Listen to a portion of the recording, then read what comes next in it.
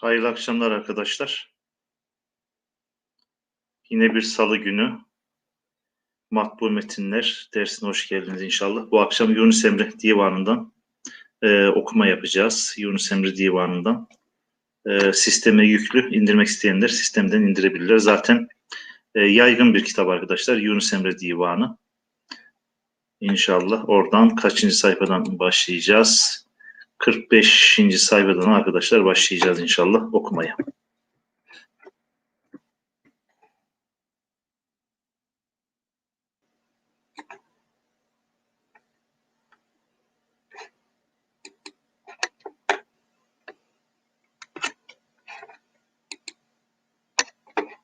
Evet, hayırlı akşamlar. Yeni giren arkadaşlar için bu akşam biraz önce söyledim. Yeni girenler için bir hatırlatma yapalım. Yunus Emre Divanı'ndan inşallah okuma yapacağız. Sayfa 45'ten itibaren bazı ilahilerini Yunus Emre'nin beraber okumuş olacağız inşallah. Evet, birinci ilahimiz arkadaşlar Yunus Emre Divanı'ndan. Evet, bülbül kelimesiyle başlayan şu birinci dizeden ne yapıyoruz? Okuyoruz. Yalnız divanlarda ve şiir kitaplarında beyitler arkadaşlar, beyitler iki dizi halinde, iki mısra halinde ve yan yana yazılıyor. Yani birinci beyit birinci satırda yazılı, ikinci beyit ikinci satırda yazılı. Sıramız o şekilde. Yani sağdaki birinci mısrayı okuduktan sonra soldaki ikinci mısrayı arkadaşlar geçeceğiz. Yani satır satır okuyacağız. O tertibe de inşallah dikkat edelim. Evet arkadaşlar, ben istiyorsanız bir giriş yapayım. Bülbülü nalan olup çağırıram dost dost. Şol güle hayran olup çağırıram dost dost. Evet, birinci mısrayı ben okumuş oldum. Bir defa daha okuyalım. Aslında yazı arkadaşlar zor değil. Bir matbu, ne diyelim, nesihat. Fakat belki göz aşinalığı olmadığından dolayı bazı yerlerde zorlanabiliriz. Veya harekeleme usulünden dolayı eğer harekelenmiş metin okuma alışkanlığımız çok yoksa bazen böyle harekeler bizde kolaylık yerine bazen zorluk verebiliyor. Ona dikkat edelim arkadaşlar. Şu an seste, iletişimde inşallah herhangi bir problem yoktur diye düşünüyorum. Öyle bir şey olduğu zaman herhangi bir arkadaşlar iletişimde problem. Yazı silikleşti hocam diyor. Acaba benden mi kaynaklanıyor? Diğer arkadaşlarda yazının silikleşme durumu var mı? Onu bir kesinleştirelim. Cemile Hanım, şu an sizin ekranda nasıl duruyor? Acaba benim internet yapısından mı yoksa Ömrüm Hanım'ın internetinden mi kaynaklanan bir durum var? Problem yok mu? Yani yok derken sorun yok manasını mı algılayacağız? Ekranda görüntü yok. Ses iyi hocam demişiz. Tamam. Görüntü iyi mi? Onu da yazalım. Yani şimdi evet, bende net güzel görünüyor. Tamam, problem değil. Ömrüm Hanım, şöyle yapabiliriz. Sayfa tekrar yaparsak belki problemi o şekilde çözmüş olabiliriz. Bilmiyorum, daha önceden okudunuz mu Yunus Emre'nin bu divanı? Ben zaman zaman kurslarda okutuyorum. Güzel oluyor. Yani Yunus Emre'nin kendine has bir üslubu, bir tarzı var. Çok samimi bir havası var, bir üslubu, bir tarzı var. Samimi bir dilde yazdığından dolayı zaten 800 yıldır bu coğrafyada okunan, sevilen, ilahileri seslendirilen bir Allah dostu diyoruz arkadaşlar. Şöyle ekranı da biraz büyütelim. Evet, Ömrüm Hanım başlamış. Gayet güzel. Şöyle biraz büyütelim. Arkadaşlar, birinci satırı veya işte birinci beyti okudum.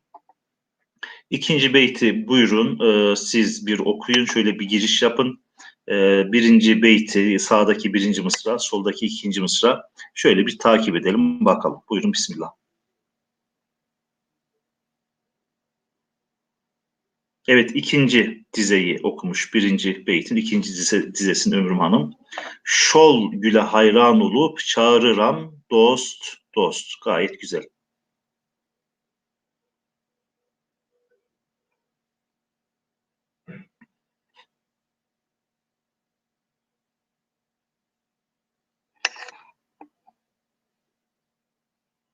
Evet arkadaşlar, şu an nereye okuyoruz? Şu an ikinci beyti okuyoruz. Dert kelimesiyle başlayan mesaj kısmından inşallah takip ediyorum.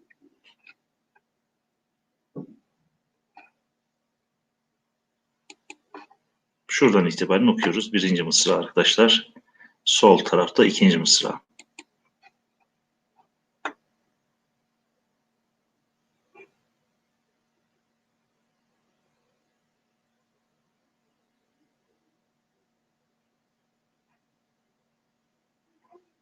Arkadaşlar mesaj evet akmaya başladı mesajlar.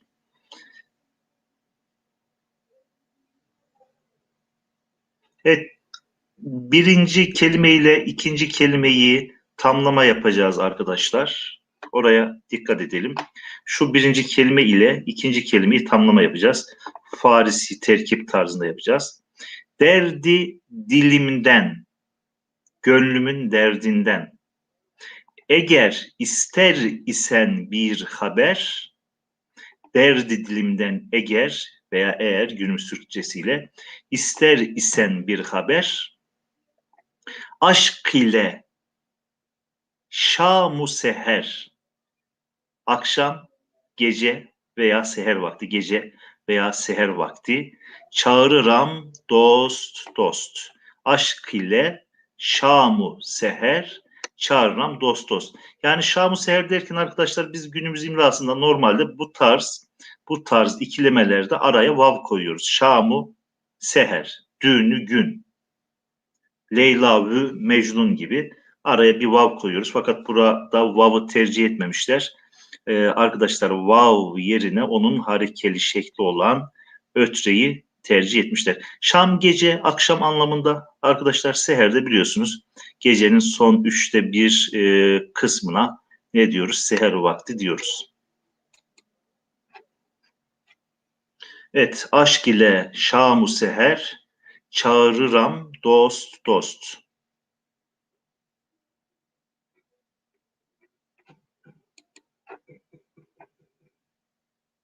İkinci beyti ben okuyorum arkadaşlar.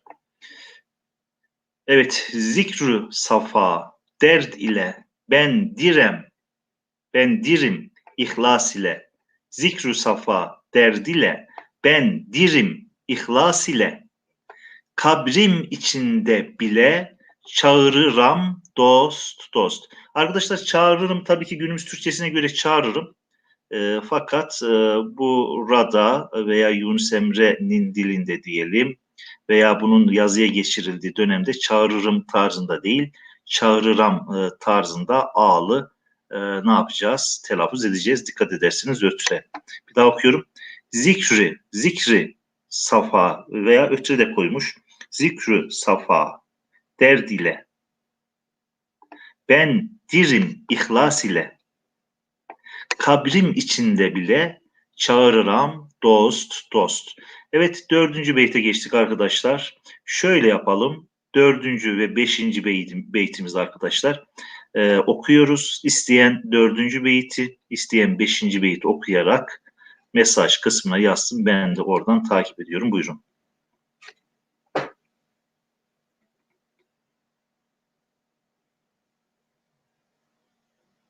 Yunus Emre'nin gerçekten yani divan edebiyatında da etkisi çok fazla. Yani tasavvufi halk edebiyatında da arkadaşlar etkisi çok fazla. Yani onun tarzında, onun üslubuyla yazmaya gayret eden şairlerimiz çok. Mutasavvıflardan özellikle mesela Niyazi Mısri Hazretleri çok yerde Yunus'u kendisine sözde üstad kabul ettiğini söylüyor. Niyazi Mısri. Onun tarzı neleri var? Şiirleri var bilmiyorum. Niyazi Mısri divanını hiç okudunuz mu? Aşağı yukarı dil birbirine yakın, üslup birbirine yakın. Hatta bazı ne diyelim retifler, kafiyeler veya kullandığı kelimeler çağrıştırıyor Yunus Emre'yi.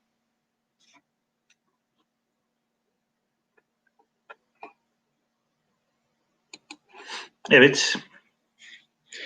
4. beyti ben okuyayım. Zikri huda, hüdanın zikri, zikri huda, bana pes, yeter, gayrıya itmem heves. Zikri huda, Allah'ın zikri bana pes. yeterli. Gayrıya, başkasına etmem heves. Başkasını almak için heves etmem. Huda kelimesi arkadaşlar biliyorsunuz dilimize Farsçadan geçmiş. Yezdan kelimesiyle hüda kelimesi huda dilimize Farsçadan geçmiş.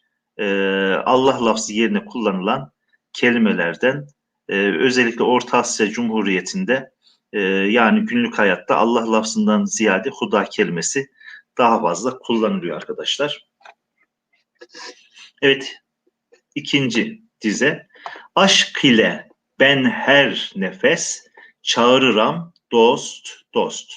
Evet arkadaşlar, son beytimiz. Bakalım son beyte kimler ne yazmış. Şöyle zikri huda derken terkip olduğu için u ile yazmayalım arkadaşlar. İ ile yazalım. Zikri huda, Allah'ın zikri. O şekilde yazarsak daha uygun olur.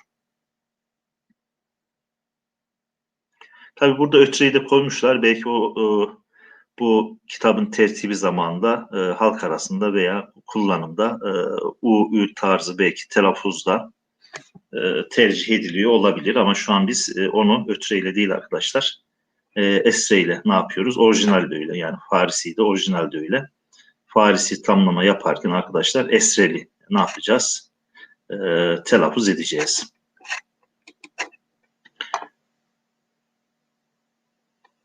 Cezbe-i. Belki bunu arkadaşlar çözme noktasında sıkıntı yaşamış olabilirsiniz. Şurada boşluk olması lazım. Peltekse. Cezbe-i şevki visal. Kavuşmanın şevkinin vermiş olduğu o cezbe. Kendinden geçme hali. Cezbe-i. Bunu cezbe diye okuyoruz. Cezb kelimesinden geliyor. İlahi aşkın vermiş olduğu sarhoşluk hali, kendinden geçme hali. Cezbe-i şevki visal. Buldu mahvice kemal. Gizlice kemal buldu. Yunus Mısri misal, çağırıram dost dost.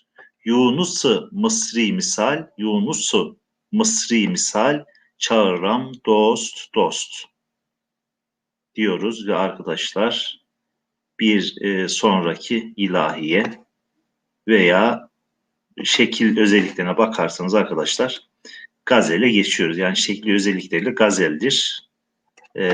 Gazeli nasıl tespit ediyoruz? 5-15 beyit arası olursa arkadaşlar, 5-15 beyit arası olursa birinci beyit AA, ikinci beyit BA, üçüncü beyit CA şeklinde kafiyelenirse biz buna ne diyoruz?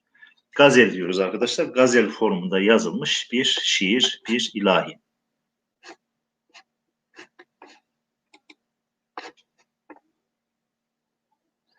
Buldu mahfice kemal diyoruz. Buldu mahfice kemal. Gizlice kemal buldu. Evet. Evet arkadaşlar, ikinci gazele geçtik. Birinci beyti yine sizden inşallah bekliyoruz. Kulak aşinalı olduğunuz şiirler, ilahiler olabilir arkadaşlar. Çok rahat çeviririz. Bu gazelimizin redifi de dost. Dost redifli gazel diyebiliriz.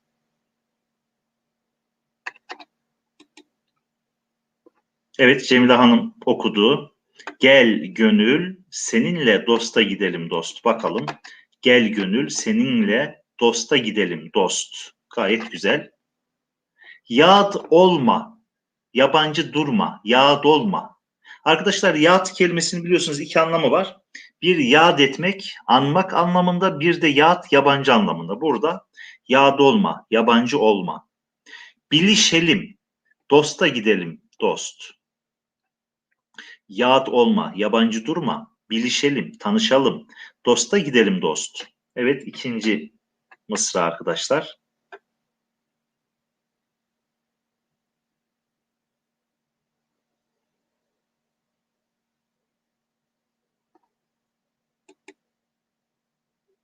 Evet, yad olmak, yabancı durmak, yabancı olmak anlamında yad olma. Evet.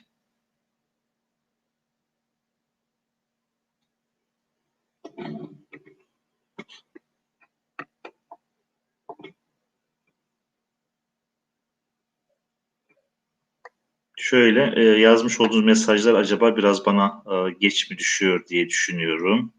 Çünkü şu an daha yeni geldi. Cemile Hanım mesela yazmış olduğu ikinci dize. Ömrüm Hanım ellerden önceki kelimeyi evvel veya evvel değil de ol. O zamirinin eski versiyonu. Ol şeklinde okursak doğru olur. Evet arkadaşlar bakıyoruz. Ol iller, güzel iller, anda olan bülbüller, ol iller yani dostun bulunduğu il. Ol iller, güzel iller, anda olan bülbüller, onlardan gelen yıllar, dosta gidelim dost. Onlardan gelen yıllar, arkadaşlar yıllar diye okudum ama yani ilahinin aslında şeyine hakim değilim yani. Daha önceden çok okudum ilahi değil. Acaba yeller manasına yiller mi yazmış? Onun birisi internetten bakarsa çünkü yıllar dokunabilir, yiller de. Fakat burada şöyle cümlenin gelişinden yıl, sene, zaman anlamı olmaması lazım. Anlardan gelen yiller. Yani şu an öyle görüyorum. İnşallah bir yazım hatası yoktur. Dosta gidelim dost. Yani şu ne diyelim? Bu ilahinin bir orijinaline bakarsak şu an müsait olan biri yıllarda okuyabiliriz.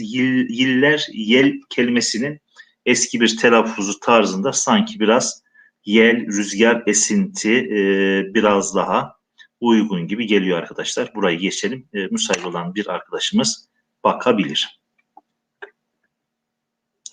Evet, üçüncü beyitteyiz arkadaşlar. Yani sanki yeller gibi yani ben de öyle çünkü yıl zaman anlamı yok. Yani ellerden o güzel ellerden gelen sanki o esinti tatlı o güzel esinti yeller manasına yiller şeklinde arkadaşlar yazılmış. Ol iller gayet tatlı dediğimiz arkadaşlar tatlı. Biz olmayalım yatlı, yabancı olmayalım. Şunu Z gibi algılayabiliriz fakat çizim arkadaşlar hareket sistemi ona dikkat edelim. Ol iller gayet tatlı. Bizler olmayalım yatlı, yabancı olmayalım. Hem gel başa devletli, dosta gidelim dost. Hem gel başa devletli, dosta gidelim, lim üste yazmış dost. Evet arkadaşlar yine ne yapıyoruz? Bu gazelimizin son iki beytini okuyoruz. Arkadaşlar şöyle 2 dakika mühlet tanıyalım. İsteyen istediği beytinin çevirisinde mesaj kısmına yazsın. Buyurun. Şöyle Ahmet Hocam netlik zayıf biraz demiş ama şöyle acaba hatla mı ilgili, baskıyla mı ilgili bilemiyorum. Çünkü sadece bir kişi zayıf dedi Ömrüm Hanım. Siz ikinci arkadaşımız oldunuz. Yani o noktada bir şey diyemeyeceğim ama yani işte internet bazen bizden oluyor, bazen hatlardan oluyor, bazen sizin şeyden olabiliyor, internet kalitesinden olabiliyor, bilemiyoruz.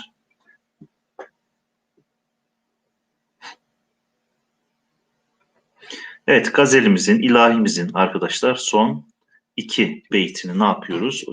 Okuyoruz ve bu iki beytten bir tanesini mesaj kısmına yazıyoruz.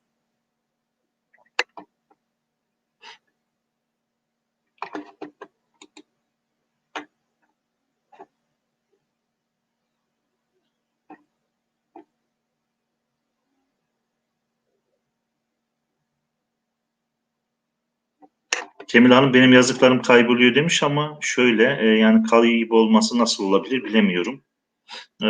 Acaba işte internet böyle hafiften kesiliyor tam o ana denk geliyor gözükmüyor mu? Yani şu an en son benim yazdıklarım kayboluyor hocam demişsiniz. Ondan sonra da ya dolma bilişelim dosta gidelim gönül. En son mesajınız benim de o şekilde gözüküyor.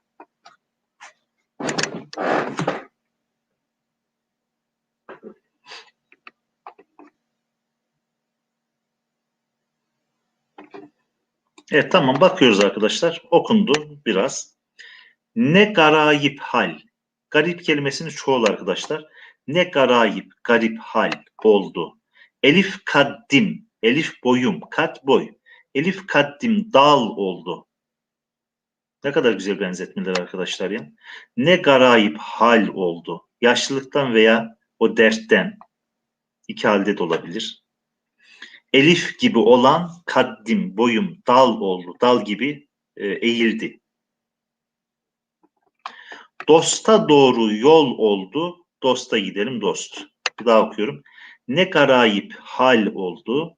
Elif kaddim, dal oldu. Elif gibi olan, dümdüz olan boyum. O dertten, sevgiden, ayrılıktan, firakten veya yaşlılıktan dal oldu. Dosta doğru yol oldu. Dosta gidelim dost. Gayet güzel arkadaşlar. Hat bilmiyorum, bende gayet net gözüküyor ama bazen işte teknik sebeplerden dolayı sizde zayıf gözükebiliyor.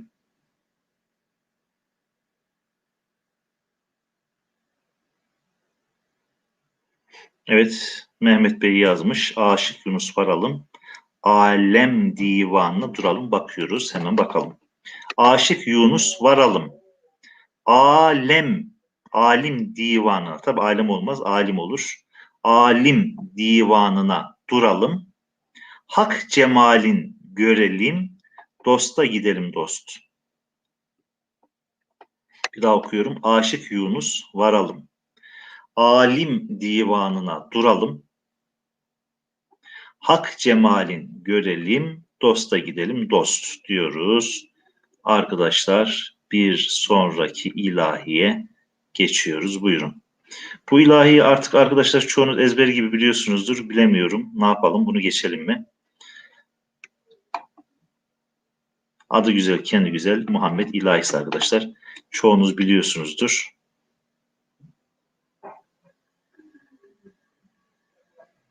Ömrüm Hanım uralım duralım olacak demiş. Hemen bakıyorum, olur ya, göz alışkanlığı, o şekilde okumuş olabiliriz. Bakalım.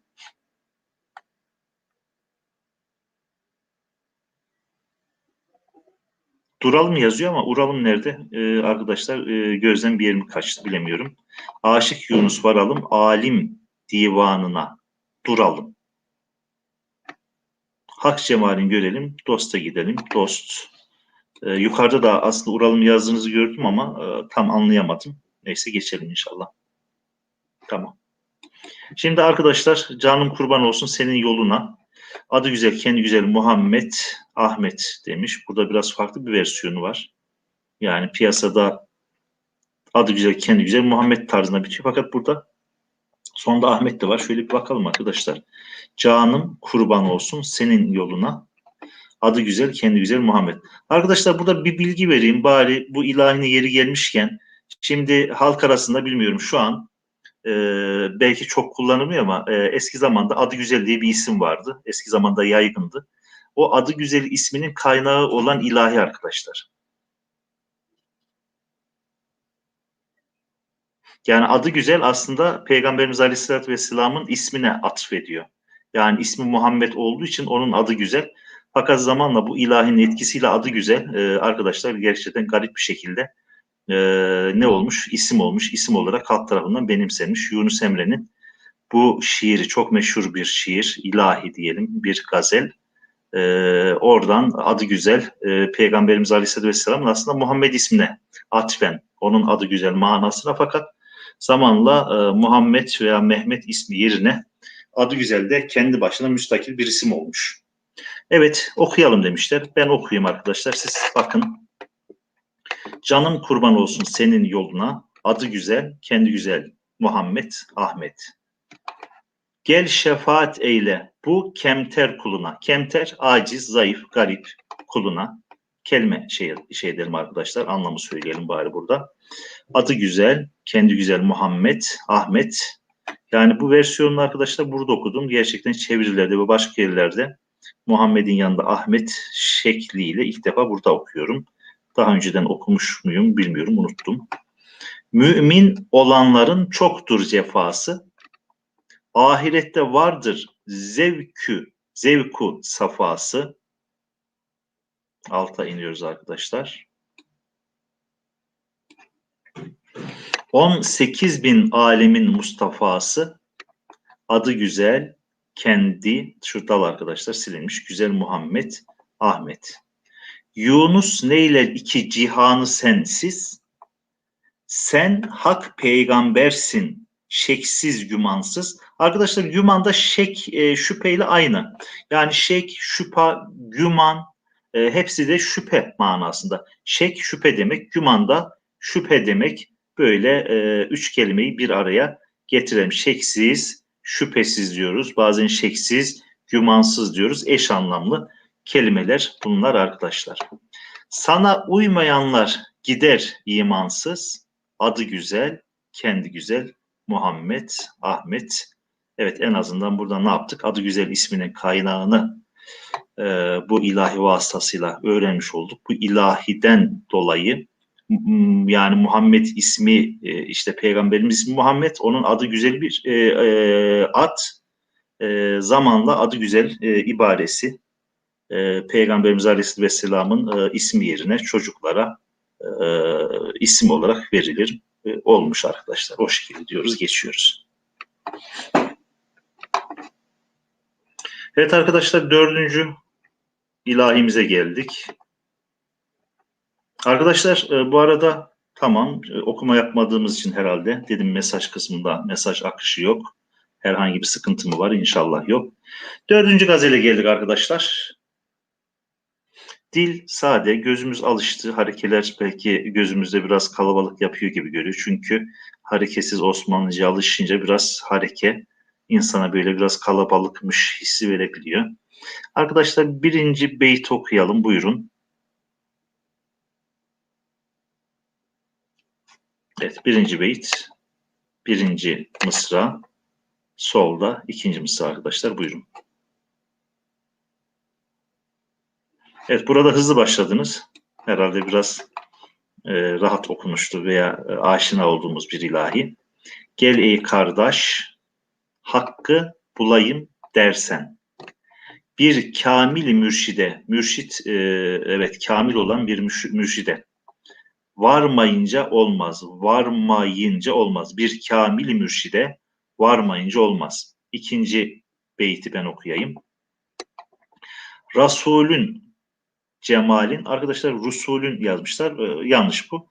Rasulün, peygamberin cemalin, göreyim dirsen dersen, bir kamili mürşide, hatta burada kamil mürşide kamil mürşit, böyle daha uygun. Kamil mürşid olduğu zaman zaten problem oluyor.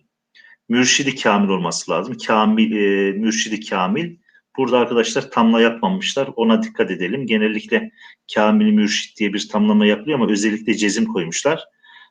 Çünkü mürşidi kamil olsa terkip doğru olurdu burada. Bir kamil mürşide varmayınca olmaz.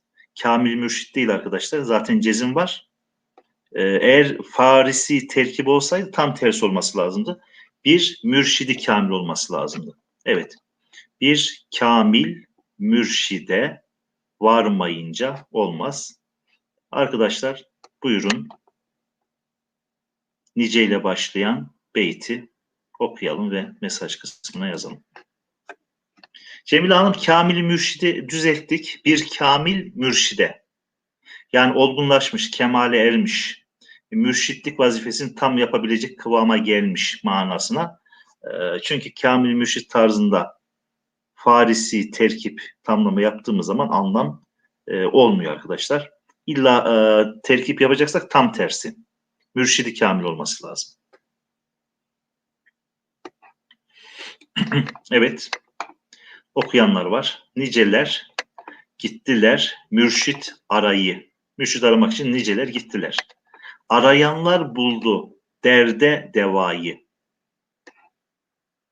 Ben okuyayım. Bin okursan aktan karayı, bir kamil mürşide varmayınca olmaz. Buyurun arkadaşlar. Gel ile başlayan beyit. Hatta şöyle yapalım arkadaşlar. Gel ile başlayan beyit, bir de altındaki beyti okuyalım. İsteyen istediği kısmını yazsın. Buyurun.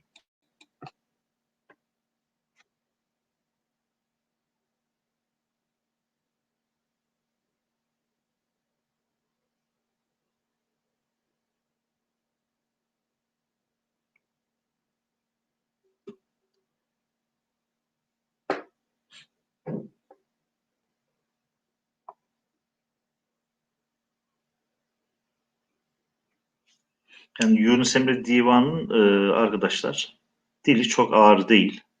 Yunus Emre'ye ait bir de biliyorsunuz Risale-i Nusiye var. Onun dili daha ağır. Fakat bu halkı irşat amacıyla yazıldığı için halkın anlayacağı seviyede bir dille yazılmış arkadaşlar.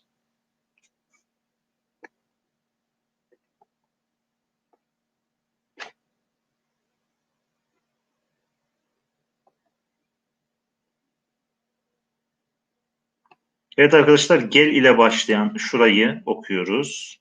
Beyti. Bir de altındaki beyit okuyoruz. Orayla ilgili daha bir çeviri gelmedi. Tamam, şimdi geldi. Gayet güzel. Akış başladı.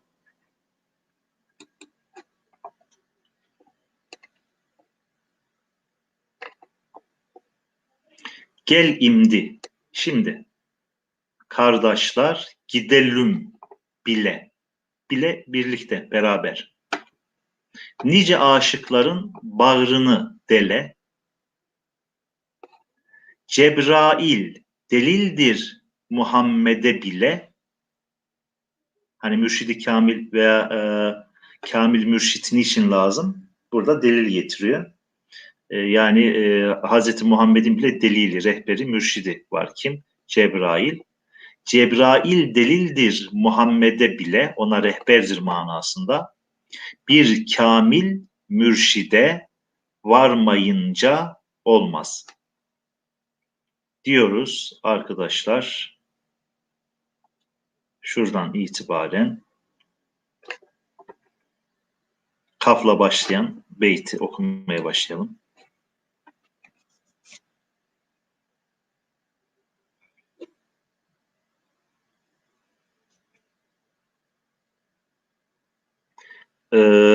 Meyhane olmaz diye okumuşsunuz ama Ömrüm Hanım varmayınca.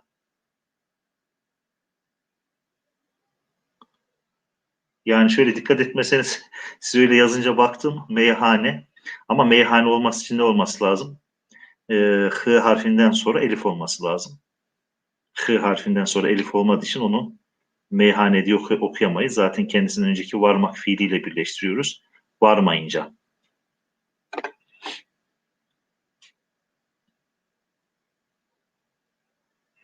Evet, Mehmet Çeliktepe yazdı. Nihal Hanım yazdı. Diğer arkadaşlar da kısmen yazdılar, yazanlar var. Bakalım. Kadılar, müftüler cümle geldiler. Kitapların hep bir yere koydular. Sen bu ilmi kimden aldın dediler. Bir kamil mürşide varmayınca olmaz diyoruz. Şurayı ben okuyorum arkadaşlar. Son beyti de size bırakıyorum. Yunus Emre bundan mana var dedi. Bir kamil mürşide sende var imdi diyor. Son beyti okumak için arkadaşlar size fırsat tanıyoruz. Buyurun.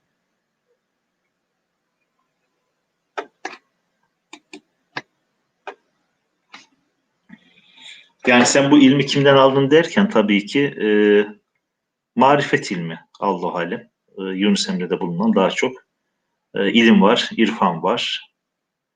Yunus Emre'de bulunan daha çok nedir? Tasavvuftan mütevellit kaynaklı marifet ilmi. Zaten İmam-ı Gazali ilimlerin şahı, sultanı marifet ilmidir demiş. Onun için ehli tasavvuf çoğunlukla ne yapıyorlar? Marifet ilmini biraz daha üstün tutuyorlar arkadaşlar.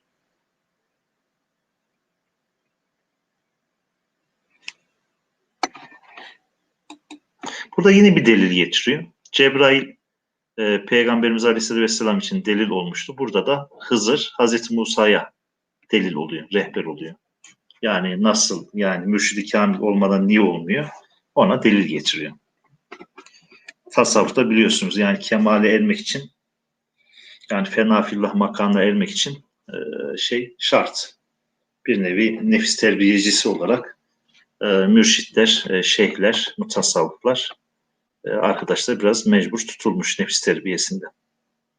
Evet, Hazreti Musa ya Hızra var dedi. Hazreti Musa'ya Hızra var dedi. Burada biraz harikide problem var. Hazreti Hızra var dedi. Bir kamil mürşide varmayınca olmaz. Kehf suresinde Hazreti Musa ile Hazreti Hızır'ın arkadaşlar seyahati. Orada bir kıssası var. Orada bile Allah diyor. Hazreti Musa'yı kime gönderdi? Hızır'a gönderdi. Ledün ilmi veya marifet ilmi için diyelim. Evet arkadaşlar, bu ilahiyi geçiyoruz. Şöyle son bir ilahimiz kaldı arkadaşlar. Evet arkadaşlar, buyurun. Birinci beyt okuyun. Bu da son ilahimiz olsun.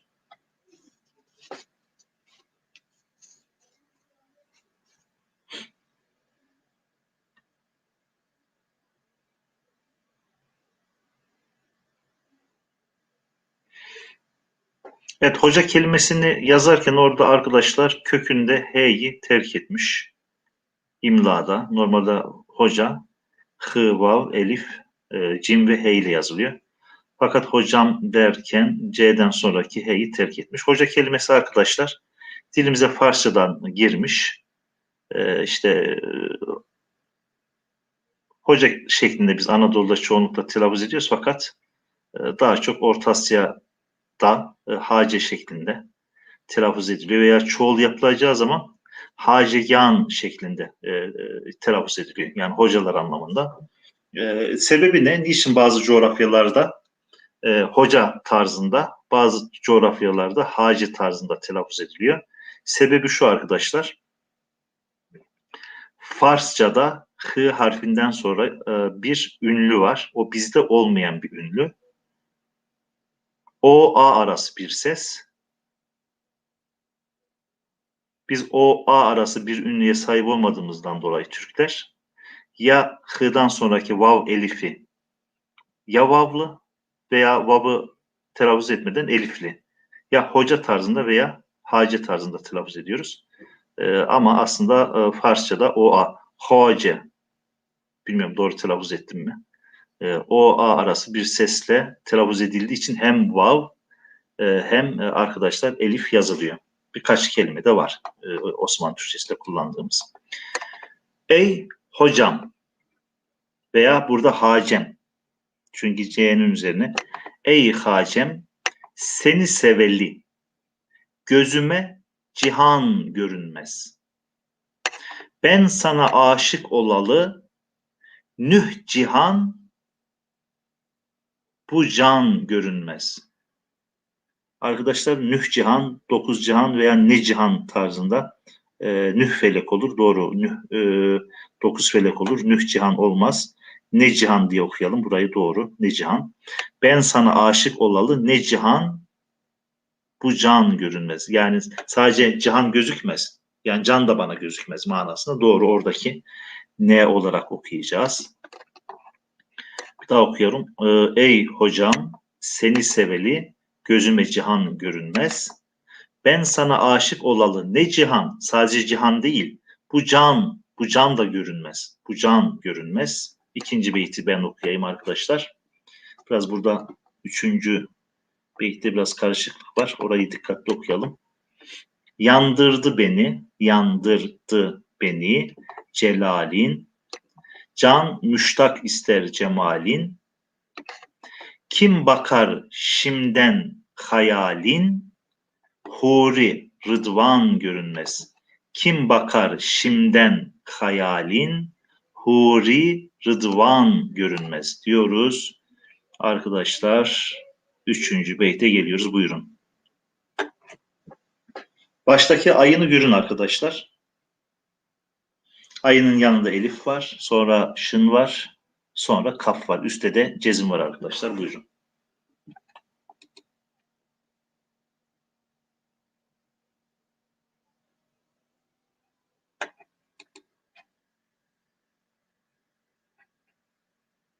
Evet arkadaşlar, 3.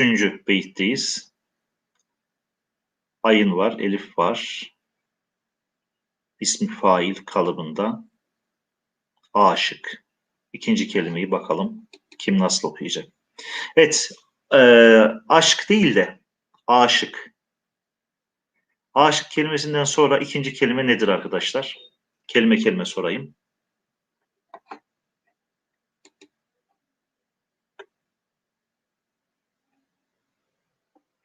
Aşık okuduk. Şu kelimeyi okuyalım.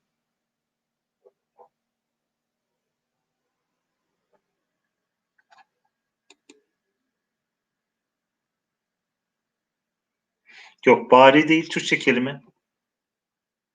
Vücudun bir bölümü arkadaşlar. Evet, vücudun bir bölümü. Aşık. Bağrı arkadaşlar. B, gayın, ra, ye. Aşık bağrı başın alur. Aşık bağrı başın alur. Son kısmını siz okuyun, buyurun.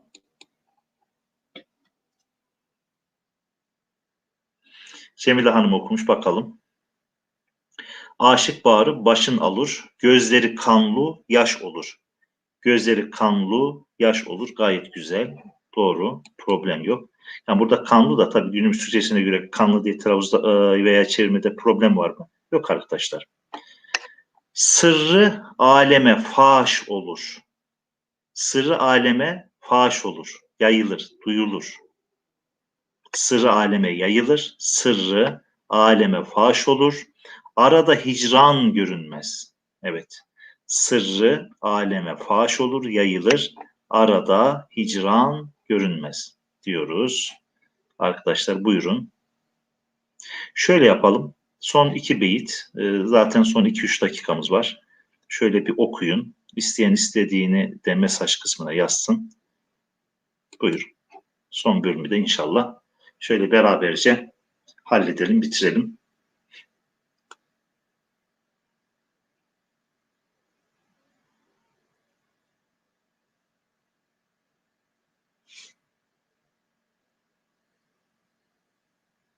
Evet, Cemile Hanım güzel okumuştuk. Sırrı aleme faş olur.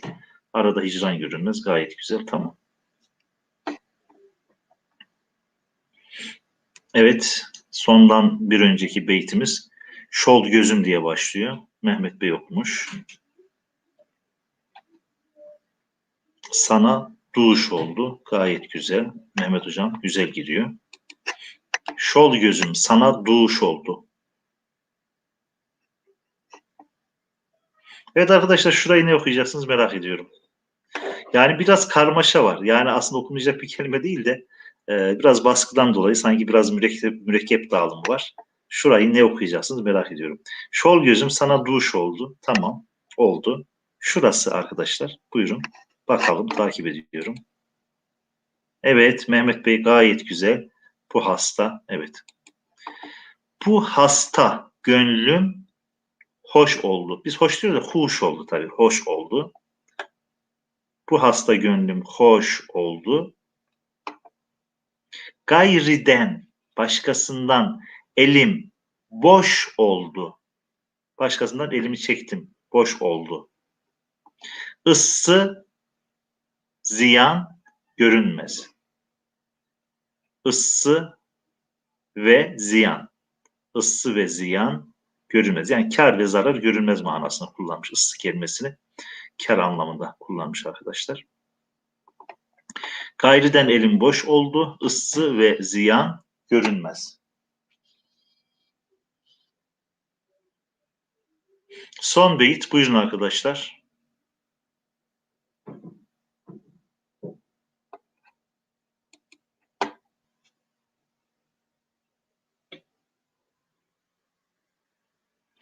Bu hasta gönlüm. Bu hasta gönlüm.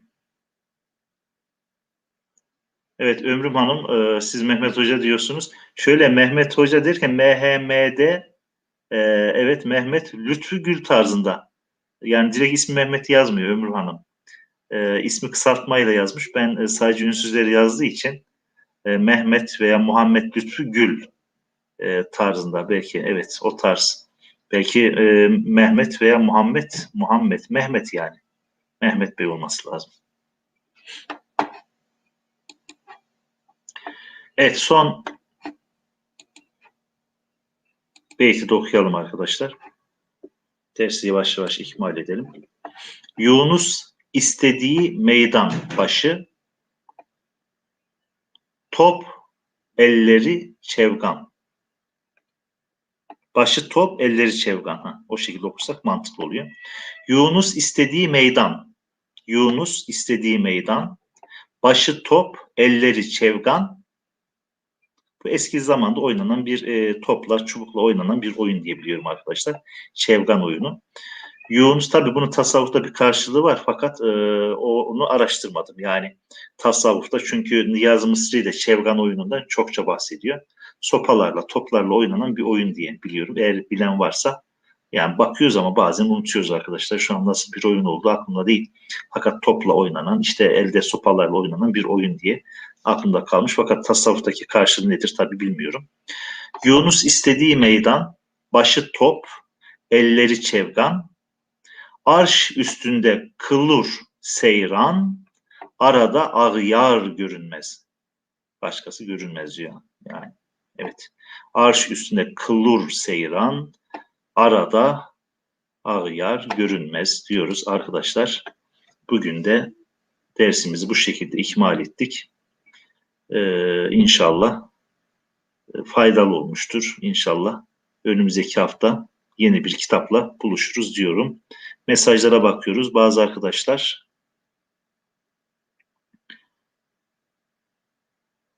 Twitter'dan yazıldığı zaman gözükmüyor. Öyle mi? Bilmiyordum mesela o teknik yönü.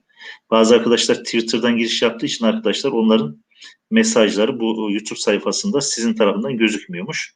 Yani ben o yönetim odasında olduğumdan dolayı oradan görebiliyorum. Herhalde ondan dolayı. Çünkü Twitter'da da canlı yayın var. Oradan bazı arkadaşlar katılıyorlar. Evet arkadaşlar inşallah faydalı olmuştur. Önümüzdeki hafta yeni bir kitapla, yeni bir metinle, yeni bir derste görüşmek üzere. Allah'a emanet olun diyorum. Hayırlı akşamlarınız olsun. Evet dersi bitiriyorum artık.